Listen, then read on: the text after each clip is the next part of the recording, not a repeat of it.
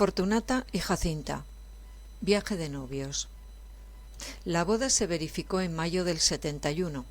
Dijo don Baldomero con muy buen juicio que pues era costumbre que se largaran los novios acabadita de recibir la bendición a correrla por esos mundos, no comprendía fuese de rigor el paseo por Francia o por Italia, habiendo en España tantos lugares dignos de ser vistos.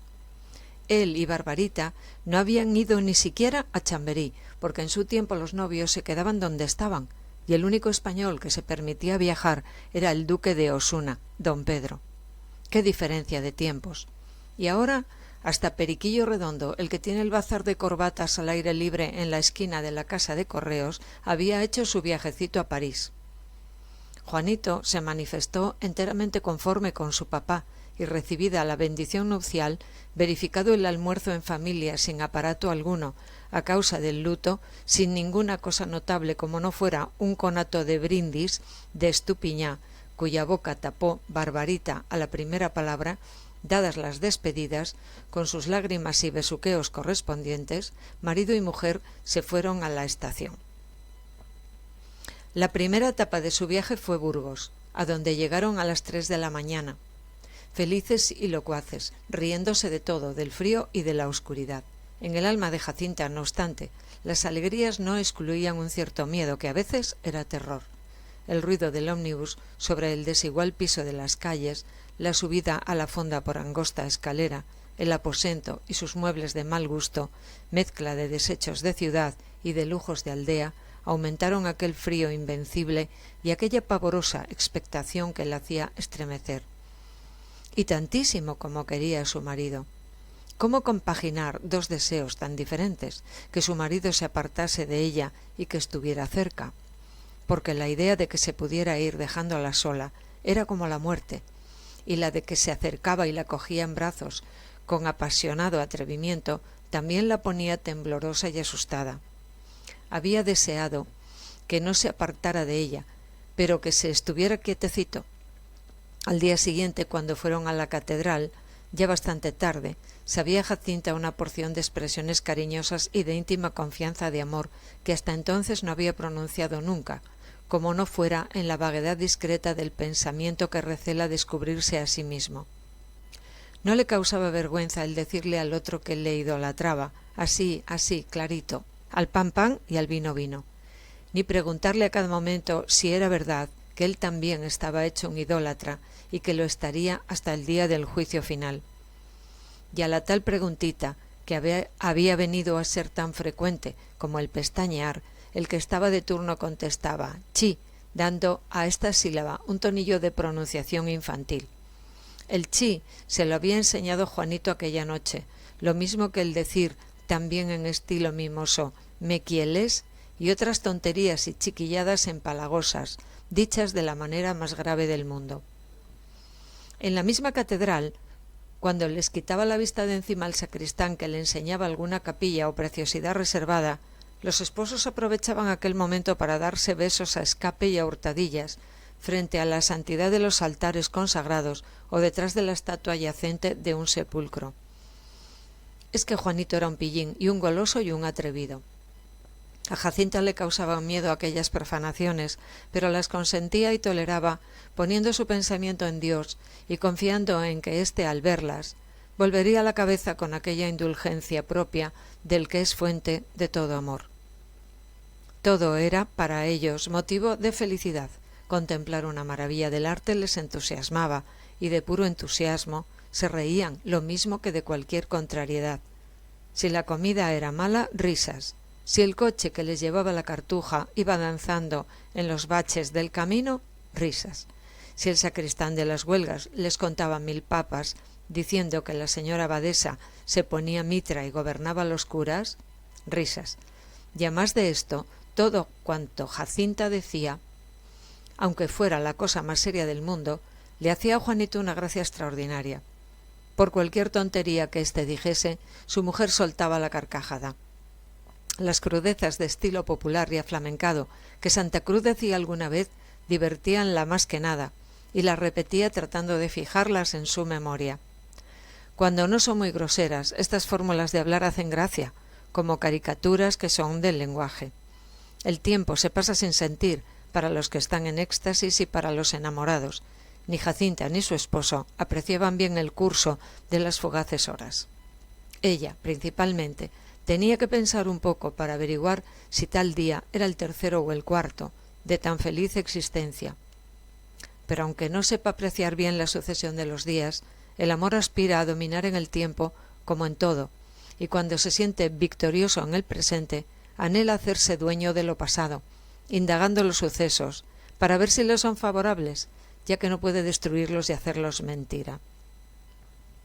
Fuerte en la conciencia de su triunfo presente, Jacinta empezó a sentir el desconsuelo de no someter también el pasado de su marido, haciéndose dueña de cuanto éste había sentido y pensado antes de casarse. Como de aquella acción pretérita sólo tenía leves indicios, despertáronse en ella curiosidades que la inquietaban. Con los mutuos cariños crecía la confianza, que empieza por ser inocente, y va adquiriendo poco a poco la libertad de indagar y el valor de las revelaciones. Santa Cruz no estaba en el caso de que le mortificara la curiosidad, porque Jacinta era la pureza misma. Ni siquiera había tenido un novio de estos que no hacen más que mirar y poner la cara afligida. Ella sí que tenía campo vastísimo en el que ejercer su espíritu crítico. Manos a la obra. No debe haber secretos entre los esposos. Esta es la primera ley que promulga la curiosidad antes de ponerse a oficiar de inquisidora, porque Jacinta hiciese la primera pregunta llamando a su marido Nene, como él le había enseñado, no dejó éste de sentirse un tanto molesto.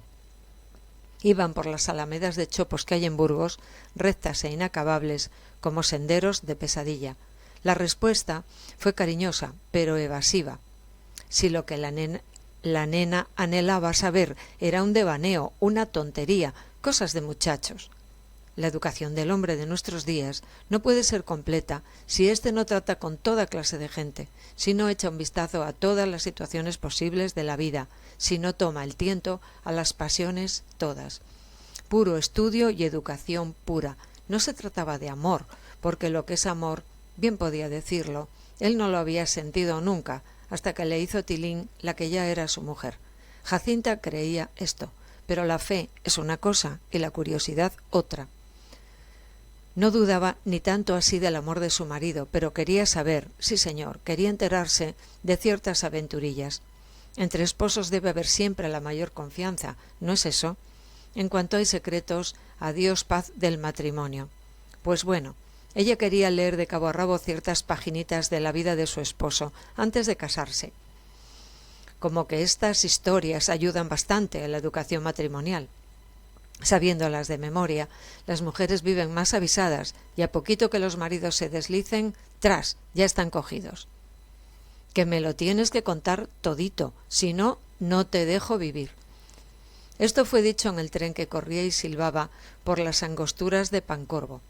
En el paisaje veía Juanito una imagen de su conciencia.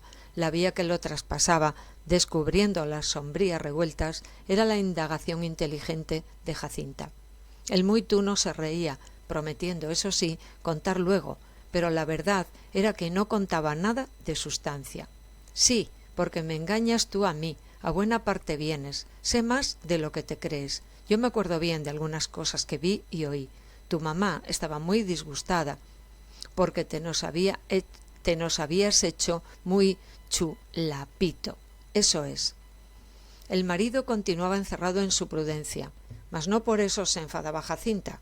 Bien le decía su sagacidad femenil que la obstinación impertinente produce efectos contrarios a lo que pretende. Otra habría puesto en aquel caso unos morritos muy serios.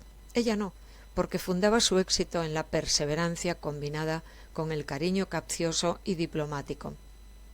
Entrando en un túnel de La Rioja, dijo así: «Apostamos a que sin decirme tú una palabra lo averiguó todo».